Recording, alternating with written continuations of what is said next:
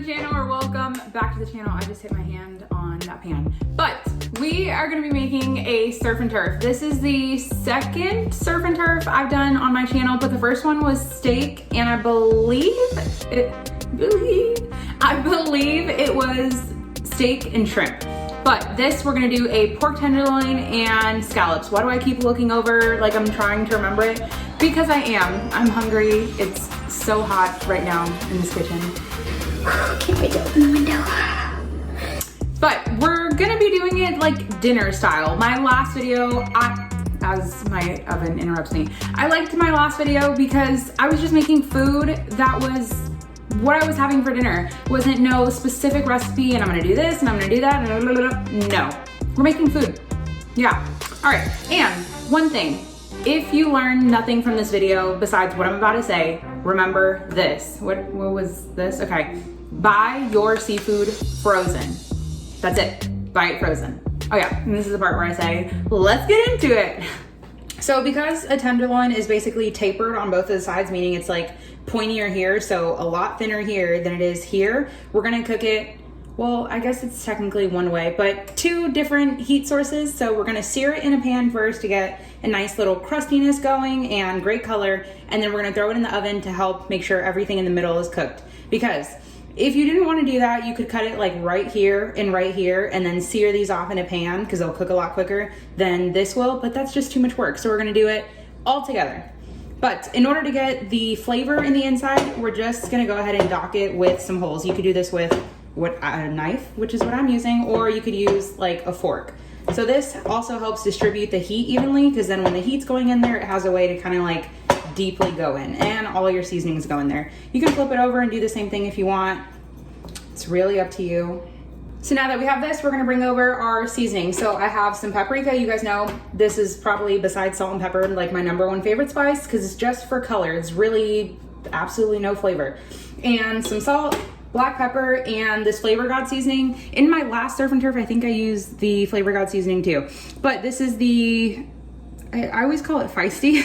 This is the Fiesta sweet and tangy seasoning. There's garlic, paprika, onion, honey, sea salt, cayenne, chili powder, black pepper, and some lemon peel. So it's almost like a kitchen sink kind of one. Then of course this already has the paprika, so you're getting color, but you know me, extra. Some black pepper and some salt. This could be something that you could marinate overnight, 2 days before. It's really up to you, but you don't have to, because this is dinner. Like, get it on the table, you're trying to eat, you're hungry, that's it. So you want to make sure you season both sides pretty well. So even though I brought it around, this is still pretty bare. We're gonna wash our hands and then season.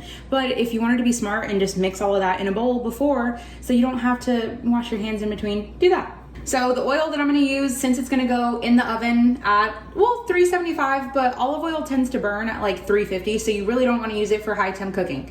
Food for thought, you know? Okay, so this is a little bit of vegetable oil that I have. I don't need all of this, I just have it in another container.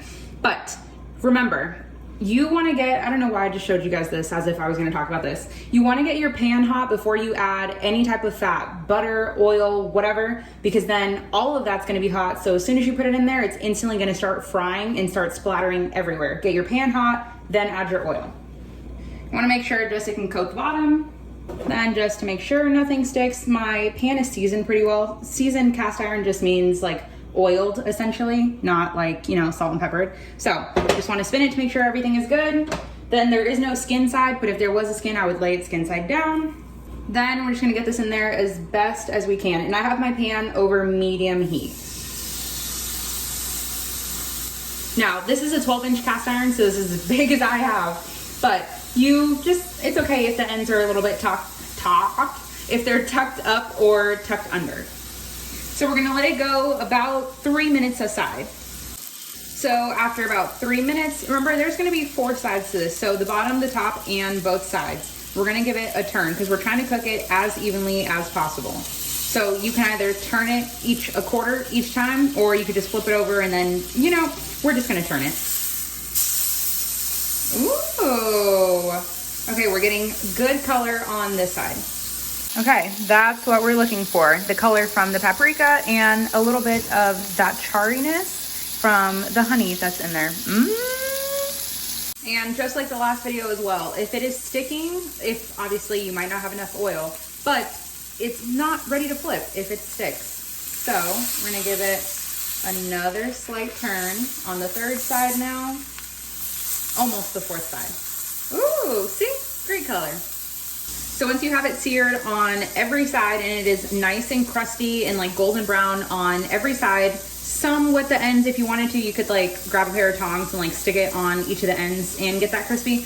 But by the time they're done cooking, they're gonna be overcooked. Anyway, we are going to throw this in a 375-degree oven. I think I mentioned it before, but in case I didn't, you wanna make sure you're using a pan that can go in the oven so you don't have to do as many dishes. Cast iron is great, but remember, cast iron the entire thing. So this and the other handle that you guys can't see right here is hot. So use an oven mitt. 375 for 10 to 12 minutes. Obviously, we're gonna temp check it just to be sure. Now, an important thing to remember when buying your seafood frozen is check for the price per pound. Don't focus on how big or how small they are, because if you're going somewhere or you're cooking dinner for anybody, giving them 3 big scallops versus let's say like 10 to 12 smaller ones, I would look at, hey, it's more food. So just go by the poundage. So another cast iron. This is actually the first cast iron I ever got that my dad got me. I love this one. But the good thing about this one is it comes with like a little handle. Don't get me wrong, this shiz still gets hot, but it's a lot better. So we're gonna do another cast iron. This one is a 10-inch, so a little bit smaller, but if you had this one for your pork, it would have worked too. You could have just cut it in half.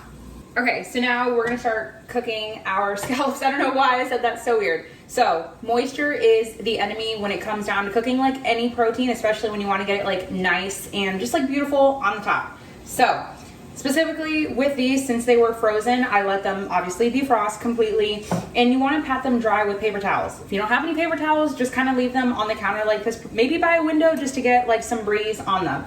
This is not something that you wanna marinate overnight, not even 30 minutes before, probably not even 5 minutes before. You wanna do this just before you're gonna cook them.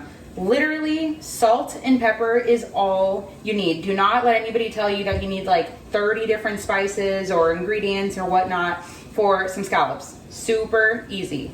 So I will say you don't want to overdo it with your seasonings. You don't want to heavily salt it because it's seafood, so it's already salty in salted water. And usually when it's soaked in like a freezer-y brine, there's salt in it. So just be careful. And black pepper, literally it. So same thing as well, some neutral high temp cooking oil, canola, vegetable. So now we're working over medium to medium high heat. These are gonna cook for 90 seconds aside, no more, no less. Or I guess it could be less because technically you can eat shrimp like, anyway, I just said shrimp and not scallops. So another trick I learned from Gordon Ramsay, not him specifically as in like he taught me, but from a cooking show. You wanna do it in kind of like a clock motion so you know when you put them down so they cook evenly. But that's just if you wanna be perfect, then you know, it's food. Okay, so season side down. Hi guys, okay, a little bit of a voiceover here. This is not the way your scallops should look when you put them in the pan. This should be a video on like how not to cook scallops. I did not dry mine out as long as I should have. That was my mistake.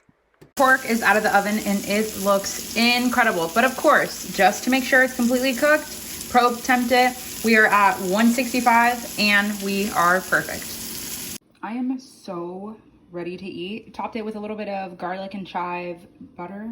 Oh my God. Just a look. She's listening.